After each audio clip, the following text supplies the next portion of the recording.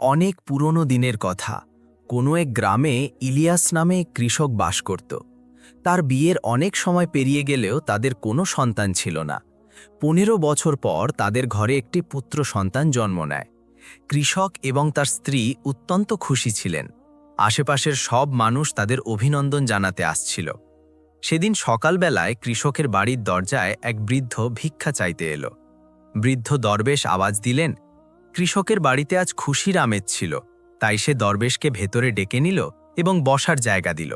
যখন বৃদ্ধ দরবেশ বসলেন তখন কৃষক তাকে বলল, বাবাজি, আমাদের ঘরে অনেক দীর্ঘ সময় পর একটি সন্তানের জন্ম হয়েছে। আপনি দয়া করে এর একটি নাম রেখে দিন। বৃদ্ধ দরবেশ যেমনই শিশুটিকে নিজের কোলে নিলেন, তিনি দেখলেন যে শিশুটির হাতের ওপর একটি বিশেষ চিহ্ন রয়েছে। বৃদ্ধ দরবেশ মুচকি হেসে বললেন, বেটা, তোমার এই ছেলে একদিন খলিফা হবে। এর বিয়ে ১৬ বছর বয়সে এই রাজ্যের খলিফার স্ত্রীর মেয়ে অর্থাৎ রাজকুমারীর সাথে হবে এবং তারপর সে এই রাজ্যের খলিফা হয়ে যাবে। বৃদ্ধ দরবেশের এই কথা শুনে ইলিয়াস অনেক খুশি হল। যখন গ্রামের মানুষ জানতে পারল যে ইলিয়াসের ছেলে একদিন খলিফা হতে চলেছে, তখন সবাই তাকে দেখার জন্য আসতে লাগল। তারপর একদিন সেই রাজ্যের খলিফা হরিণ শিকার করতে করতে অনেক দূরে জঙ্গলে চলে গেলেন, কিন্তু হরিণ তার হাতে এলো না। পিছু নিতে নিতে খলিফার তৃষ্ণা পেল, কিন্তু আশেপাশে তিনি কোনো খাল বা পুকুর দেখতে পেলেন না যেখান থেকে তিনি পানি পান করতে পারেন। খলিফা অনেকক্ষণ ধরে জঙ্গলে এদিক সেদিক ঘুরে বেড়াচ্ছিলেন। তিনি পানির সন্ধানে ঘুরতে ঘুরতে সেই গ্রামে পৌঁছে গেলেন যেখানে ইলিয়াস থাকত। সেখানে খলিফার নজর এক বৃদ্ধ দরবেশের ওপর পড়ল। খলিফা দরবেশের কাছে পানি চাইলেন। বৃদ্ধ দরবেশ তাকে থামতে বললেন এবং বৃদ্ধ দরবেশ নিজের কুঁড়েঘরের ভেতর থেকে পানি আনতে চলে গেলেন। যখন তিনি পানি নিয়ে এলেন, খলিফা সেই পানি পান করলেন। পানি পান করার পর খলিফা দেখলেন যে বাইরে অনেক মানুষ একদিকে যাচ্ছে। তিনি বৃদ্ধ দরবেশের কাছে ওইসব মানুষের সম্পর্কে জানতে চাইলেন। দরবেশ জবাব দিলেন, এরা সবাই ইলিয়াসের বাড়িতে যাচ্ছে, কারণ সেখানে এক অত্যন্ত ভাগ্যবান শিশু জন্ম নিয়েছে এবং এক বৃদ্ধ দরবেশ তার সম্পর্কে ভবিষ্যৎবাণী করেছেন। খলিফা অবাক হয়ে জিজ্ঞেস করলেন, বাবা, এমন কি ভবিষ্যৎবাণী করা হয়েছে যার কারণে সবাই ওদিকে যাচ্ছে? বৃদ্ধ দরবেশ জানালেন যে যখন ইলিয়াসের ছেলের বয়স ১৬ বছর হবে, তখন তার বিয়ে এই রাজ্যের খলিফার মেয়ের সাথে হবে এবং ওই ছেলেটি এই রাজ্যের পরবর্তী খলিফা হবে। এই কথা শুনে খলিফা প্রচণ্ড রেগে গেলেন। তিনি বললেন, শেষে কিনা একজন সামান্য কৃষকের ছেলে আমার মেয়ের সাথে বিয়ে করবে? খলিফা বৃদ্ধ দরবেশকে বললেন, বাবাজি, আমি নিজেই এই রাজ্যের খলিফা, আর আপনি কি মনে করেন যে আমি আমার মেয়ের বিয়ে এক গরিব কৃষকের ছেলের সাথে দিয়ে দেব? বৃদ্ধ দরবেশ অত্যন্ত শান্তভাবে জবাব দিলেন, বেটা, যা কারণ নসিবে বা ভাগ্যে লিখে দেওয়া হয় তা কেউ মুছতে পারে না। কিন্তু খলিফার নিজের শক্তির ওপর অনেক অহংকার ছিল। তিনি রাগে বললেন, বাবাজি, আমি আপনাকে দেখিয়ে দেব যে ভাগ্যের লেখা আমি মুছে দিতে পারি। বৃদ্ধ দরবেশ মুচকি হেসে বললেন, আমিও এখানেই আছি আর আপনিও আছেন, দেখে নেওয়া যাক কি হয়। এই বলে খলিফা দরবেশকে সালাম দিলেন এবং নিজের প্রাসাদের দিকে রওনা হলেন। সেই রাতে খলিফার ঘুম এলো না। তার মনে বারবার একই কথা আসছিল যে কোনো অবস্থাতেই তিনি ওই দরবেশের ভবিষ্যৎবাণী সত্য হতে দেবেন না। পরের দিন খলিফা ছদ্মবেশ ধরলেন এবং পুনরায় ইলিয়াসের গ্রামে পৌঁছালেন। মানুষকে জিজ্ঞেস করতে করতে অবশেষে তিনি ইলিয়াসের বাড়ি পৌঁছে গেলেন। খলিফা, যিনি এখন একজন বণিকের ছদ্মবেশে ছিলেন, বলতে লাগলেন, আমি পাশের শহরের একজন বণিক এবং আমার কাপড়ের ব্যবসা আছে। আমি মানুষের কাছে শুনেছি যে তোমার ঘরে এক ভাগ্যবান শিশু জন্ম নিয়েছে এবং তার ভাগ্যে খলিফা হওয়া লেখা আছে। ইলিয়াস বলল, আপনি একদম ঠিক শুনেছেন। খলিফা বললেন, যদি তুমি কিছু মনে না করো তবে একটি কথা বলি। ইলিয়াস বলল, জি বলুন। খলিফা বললেন, তুমি তোমার সন্তান আমাকে দিয়ে দাও, এর বদলে আমি তোমাকে অনেক ধন সম্পদ দেব এবং তোমার সন্তানের লালন পালনও আমি নিজে করব। এটি শুনে ইলিয়াসের স্ত্রী তক্ষুনি বললেন, না, আমি আমার সন্তান আপনাকে দিতে পারবো না। খলিফা কঠোর সুরে বললেন, তুমি একজন সামান্য কৃষক, তুমি তোমার সন্তানের লালন পালন কিভাবে করবে? তুমি কি তাকে সেসব দিতে পারবে যা তার ভাগ্যে লেখা আছে? ইলিয়াস চুপচাপ বণিকের কথা শুনল, তারপর ধীরে থেকে বলল, জি, আপনি ঠিকই বলছেন। আমরা হয়তো আমাদের সন্তানের লালন পালন সেভাবে করতে পারবো না যেভাবে বড় লোকরা করে। ইলিয়াসের কথা শুনে তার স্ত্রী আস্তে করে বললেন, ঠিক আছে, আমি আপনাকে আমার সন্তান দেওয়ার জন্য রাজি আছি, কিন্তু একটি শর্ত আছে। যখন এর বয়স 16 বছর হয়ে যাবে, তখন আপনি একে আমাদের কাছে ফিরিয়ে দেবেন। খলিফা তৎক্ষণাৎ বললেন, হ্যাঁ ঠিক আছে, যখন তোমার ছেলে 16 বছরের হবে তখন আমি তাকে তোমার হাতে ফিরিয়ে দেব। এই বলে খলিফা শিশুটিকে কোলে নিলেন এবং সেখান থেকে রওনা হলেন। তিনি শিশুটিকে নিয়ে একটি নদীর কিনারে পৌঁছালেন। আসলে খলিফার মনে ইচ্ছা ছিল যে তিনি শিশুটিকে নদীতে ছেড়ে দেবেন যাতে সে মারা যায় এবং এভাবে দরবেশের বলা ভবিষ্যৎবাণী কখনো পূরণ না হয়। কিন্তু যেমনই তিনি শিশুটির নিষ্পাপ মুখ দেখলেন, তার হাত কাঁপতে লাগল। শিশুটিকে নদীতে ছেড়ে দেওয়ার সাহস তার হল না। অনেকক্ষণ ভাবার পর খলিফা একটি কাঠের সিন্দুক নিলেন, শিশুটিকে তার মধ্যে রাখলেন এবং সিন্দুকটি নদীর পানিতে ভাসিয়ে দিলেন।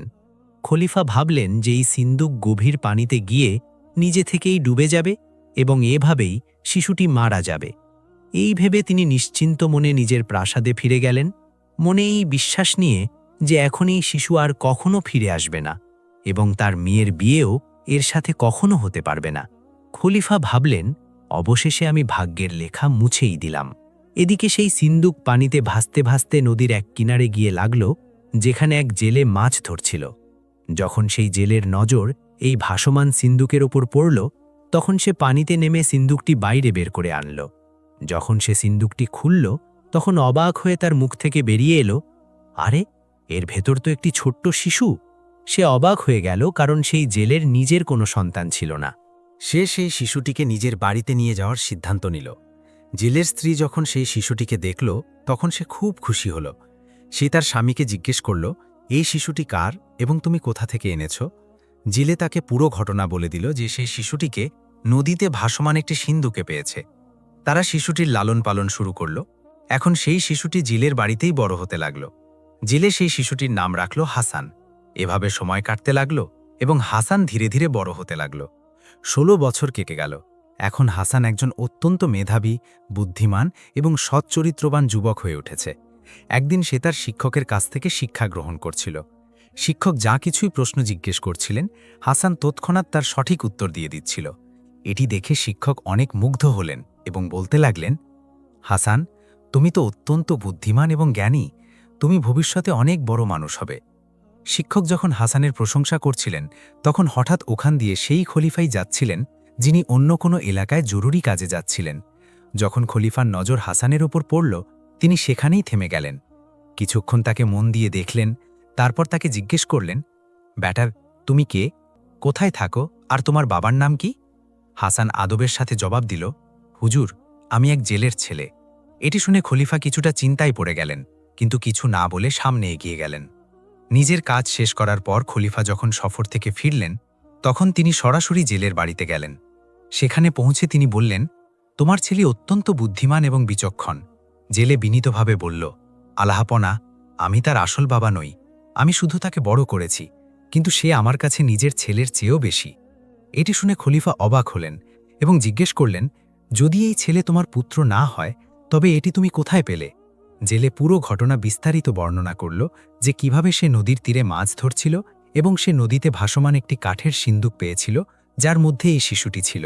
যখন খলিফা এই কাহিনী শুনলেন, তখন খলিফার মুখ লাল হয়ে গেল। এখন তিনি খুব ভালোভাবেই বুঝতে পেরেছিলেন যে এটি সেই শিশু যাকে তিনি 16 বছর আগে নদীতে ভাসিয়ে দিয়েছিলেন। খলিফা এবং জেলে যখন এই বিষয়ে কথা বলছিলেন, ঠিক তখনই হাসান সেখানে পৌঁছে গেল। খলিফা যখন তাকে দেখলেন, তখন মনে মনে এক চাল চালার পরিকল্পনা করলেন। তিনি জেলেকে বললেন, আমাকে সামনে একটি জরুরি কাজের জন্য যেতে হবে। যদি আপনি আপনার ছেলের হাতে আমার একটি চিঠি আমার বেগমের কাছে পাঠিয়ে দেন, তবে আমি তাকে 100 স্বর্ণমুদ্রা দেব। হাসান হাসি মুখে জবাব দিল, জি আলাম্পনা, কেন নয়, আমি আপনার চিঠি অবশ্যই পৌঁছে দেব। কিন্তু খলিফা সেই চিঠিতে গোপনে একটি লেখা লিখলেন এবং নিজের মোহরও লাগিয়ে দিলেন। তারপর চিঠিটি হাসানকে দিয়ে বললেন, বেটা, এই নাও, এই বার্তাটি আমার বেগমের কাছে অবশ্যই পৌঁছে দিও। হাসান চিঠি নিয়ে রওনা হলো। সে হাঁটতে থাকলো যতক্ষণ না ঘন জঙ্গল এলো। জঙ্গল এতটাই ঘন ছিল যে তার মনে হচ্ছিল সে যেন পথ হারিয়ে ফেলেছে।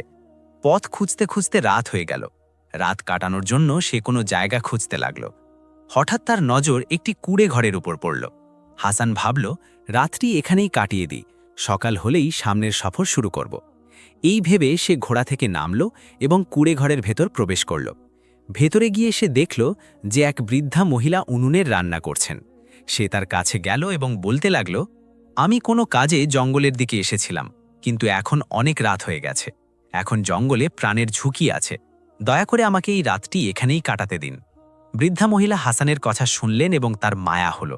তিনি বললেন, বেটা, তোমার কথা ঠিক, কিন্তু আমি তোমাকে একটি কথা বলে দিই। এই কুড়েঘরটি ডাকাতদের আস্তানা এবং আমি তাদের পক্ষ থেকেই এখানে রান্না করি। তারা কাউকে জীবিত ছাড়ে না, বিশেষ করে যদি কারোর কাছে কোনো মূল্যবান জিনিস থাকে। হাসান বলল, মা, আমার কাছে তো বিশেষ কিছু নেই, শুধু এই চিঠিটি আছে যা আমাকে খলিফার বেগমের কাছে পৌঁছতে হবে। এটি শুনে বৃদ্ধা মহিলা চমকে গেলেন। তিনি তখনই বুঝতে পারলেন যে বিষয়টি গুরুতর। তিনি হাসানের কাছ থেকে চিঠিটি নিলেন এবং জিজ্ঞেস করলেন, বেটা, আমি কি এই চিঠিটি দেখতে পারি? হাসান নম্রভাবে বলল, জি, কিন্তু চিঠিতে খলিফার মোহর লাগানো আছে এবং এটি শুধু খলিফার বেগমের জন্য। বৃদ্ধা মহিলা বললেন, বেটা, তোমার উপর বিপদ ঘনিয়ে আসছে। ঠিক সেই সময় ডাকাতরাও সেখানে পৌঁছে গেল। তারা ছেলেটিকে দেখল এবং সামনে পড়ে থাকা চিঠিটি পড়তে লাগল। যেমনই ডাকাতরা সেই চিঠি পড়ল, তাদের মুখে বিস্ময় এবং রাগের ছাপ ফুটে উঠল। কারণ খলিফা এই হুকুম দিয়েছিলেন যে যে ছেলের হাতে এই চিঠি তোমার কাছে পৌঁছাবে তাকে তৎক্ষণাৎ হত্যা করে ফেলা হোক। এটি সেই ছেলে যার সাথে আমাদের মেয়ের বিয়ে হওয়ার কথা ছিল। আমি ভাগ্যকে মিটিয়ে দিয়েছি, এখন একেও মিটিয়ে দাও। এটি পড়ে ডাকাতরা একে অপরের দিকে তাকাতে লাগল। তাদের মধ্যে এক ডাকাত রাগে বলল, এই খলিফা তো বড় জালিম বেরোলো। একটি নিষ্পাপ এবং নেকদিল ছেলেকে শুধু এই কারণে মেরে ফেলতে চায় যে সে কপাল গুণে খলিফা হতে চলেছে। অন্য ডাকাত বলল, আমরা চোর হতে পারি, কিন্তু খুনি নয়, আর আমরা কোনো নিষ্পাপের রক্ত ঝরানোর লোক নই। কেন আমরা তাকে সাহায্য করি না? সব ডাকাত একমত হল যে তারা হাসানের কোনো ক্ষতি করবে না, বরং তার প্রাণ বাঁচাবে। বৃদ্ধা মহিলা ডাকাতদের বললেন, যদি তোমরা সত্যিই মনের দিক থেকে খারাপ না হও, তবে আমার একটি কথা শোনো। এই ছেলেটি নিষ্পাপ, নেকদিল এবং নিরপরাধ। একে মারা গুনাহ। কেন আমরা এর প্রাণ বাঁচাই না এবং এই জালিম খলিফার উদ্দেশ্যকে ব্যর্থ করে দিই না? ডাকাতদের একজন বলল, মা, আপনি একদম ঠিক বলছেন। আমরা চোর ঠিকই, কিন্তু কোনো নিরপরাধের রক্ত আমাদের হাতে লাগা উচিত নয়। অন্য এক ডাকাত বলল, এসো এমন করি যে আমরা ওই গোপন চিঠিটি বদলে দিই এবং তার জায়গায় একটি নতুন চিঠি লিখে দিই। বৃদ্ধা মহিলা বললেন, হ্যাঁ, এমন চিঠি লেখো যাতে এটি লেখা থাকে যে যে ছেলের হাতে এই বার্তা পৌঁছাবে তার সাথে তৎক্ষণাৎ খলিফার মেয়ের বিয়ে দিয়ে দেওয়া হোক। ডাকাতরা তখন একটি নতুন চিঠি লিখল যাতে লেখা ছিল, এই সেই ছেলে যার জন্যে খোদা আমাদের মেয়েকে ভাগ্যে লিখে রেখেছেন। যেমনই এই বার্তা তোমার কাছে পৌঁছাবে তৎক্ষণাৎ বিয়ের প্রস্তুতি নেওয়া হোক। চিঠিতে সেই খলিফার মোহরই লাগিয়ে দেওয়া হলো যা আগের চিঠিতে ছিল, যাতে কারো সন্দেহ না হয়। হাসান সেই চিঠি নিয়ে সরাসরি মলকার কাছে চলে গেল। মলকা যখন সেই চিঠি পড়লেন তখন ভাবতে লাগলেন। যেহেতু চিঠিতে খলিফার মোহর লাগানো ছিল এবং লেখার ধরনও একই ছিল, তাই তিনি ভাবলেন, যদি আমার স্বামী নিজে এই সিদ্ধান্ত নিয়ে থাকেন তবে অবশ্যই কোনো রহস্য থাকবে। হতে পারে এই ছেলেটি কোনো বিশেষ মানুষ যার ভাগ্যে বাদশাহী লেখা আছে। কয়েক মুহূর্ত পর তিনি আদেশ জারি করে দিলেন যে তৎক্ষণাৎ বিয়ের প্রস্তুতি নেওয়া হোক। এভাবেই প্রাসাদের খাদেমরা ছুটল, রাজকুমারীকে বিয়ের জন্য প্রস্তুত করা হলো এবং হাসান, যে একজন সরলমনা এবং নেক যুবক ছিল, সে শুধু আদবের সাথে প্রাসাদের আদেশ মেনে নিল। কিছুক্ষণের মধ্যেই রাজদরবারে বিয়ের অনুষ্ঠান সাদাসিধে কিন্তু রাজকীয় শান শওকতে সম্পন্ন হল। হাসান এবং রাজকুমারীর বিয়ে হয়ে গেল। কিছু সময় পর খলিফা যখন প্রাসাদে ফিরে এলেন তখন তার মেয়ে প্রাসাদে ছিল না। তার কিছুটা দুশ্চিন্তা হলো। তখন তিনি তৎক্ষণাৎ সেই চিঠিটি আনালেন এবং খুলে পড়তেই তার চোখ কপালে উঠে গেল। চিঠিতে লেখা ছিল, এই ছেলেটি অত্যন্ত বুদ্ধিমান, সচ্চরিত্রবান এবং মর্যাদাবান। একে তৎক্ষণাৎ রাজকুমারীর সাথে বিয়ে দিয়ে আমাদের পরিবারের অংশ বানানো হোক। আমি ফিরে আসার আগেই এই বিয়ে সম্পন্ন দেখতে চাই। এটি পড়তেই খলিফার চেহারার রং ফ্যাকাশে হয়ে গেল। তিনি তৎক্ষণাৎ সৈন্যদের হুকুম দিলেন, যাও এবং হাসানকে গ্রেফতার করে এখানে নিয়ে এসো। সৈন্যরা তৎক্ষণাৎ গেল এবং হাসানকে ধরে নিয়ে এলো। খলিফা রাগে হাসানকে বললেন, তুমি প্রতারণা করে আমার মেয়ের সাথে বিয়ে করেছ, কিন্তু আমি তোমাকে আমার জামাতা হিসাবে কখনোই কবুল করব না। হাসান খলিফার কথা শুনে আদবের সাথে বলল, কিন্তু খলিফা, আমি আপনার সাথে কোনো প্রতারণা করিনি। খলিফা হাসানের কথা থামিয়ে দিয়ে বললেন, তুমি আমাকে বোকা বানাতে চাও, কিন্তু মনে রেখো, আমি এই বিয়ে কখনো কবুল করব না। যখন তাদের কথা চলছিল ঠিক তখনই এক সৈন্য দৌড়ে এলো এবং খলিফাকে বলল, হুজুর, বাইরে এক বৃদ্ধ দরবেশ এসেছেন, তিনি এই মুহূর্তেই আপনার সাথে দেখা করতে চান। খলিফা তৎক্ষণাৎ হুকুম দিলেন তাকে ভেতরে ডাকা হোক। যখন দরবেশ ভেতরে এলেন তখন খলিফা সম্মানের সাথে উঠে দাঁড়ালেন, তাকে সালাম দিলেন এবং তার আসার কারণ জিজ্ঞেস করলেন। দরবেশ মুচকি হেসে বললেন, মনে হচ্ছে আপনি আমাকে চিনতে পারেননি। খলিফা বললেন, না বুজুর্গ, ক্ষমা চাইছি, আমি আপনাকে চিনতে পারিনি। তখন দরবেশ হাসি মুখে বললেন, আমি সেই যে আজ থেকে 16 বছর আগে আপনাকে বলেছিলাম যে ভাগ্যের লেখা মিটিয়ে দেখাবো। যেমনই খলিফা এটি শুনলেন, খলিফা একদম অবাক হয়ে গেলেন।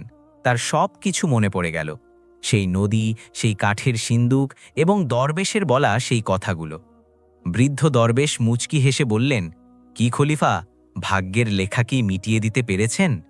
খলিফা বললেন, না বাবাজি, আমি ভাগ্যের কাছে হেরে গেছি। দরবেশ বললেন, মনে রেখো খলিফা, ভাগ্যের লেখাকে কেউ মিটাতে পারে না। এখন সময় এসেছে যে তুমি হাসানকে তোমার জামাতা হিসাবে কবুল করো এবং তাকে তোমার তখত ও তাজ সঁপে দাও। খলিফা বিনীতভাবে বললেন, দরবেশজি, আপনি যা বলবেন তেমনই হবে। এই বলে দরবেশ বিদায় নিলেন। ওদিকে খলিফা হাসানকে জড়িয়ে ধরলেন, তার কাছে ক্ষমা চাইলেন এবং তাকে সালতানাতের সমস্ত ক্ষমতা দিয়ে দিলেন। প্রিয় বন্ধুরা, এই কাহিনী থেকে আমরা এই শিক্ষা পাই যে ভাগ্যে যা লেখা আছে তা হবেই। কোনো বাদশা, কোনো শক্তি, কোনো ষড়যন্ত্র তা বদলাতে পারে না।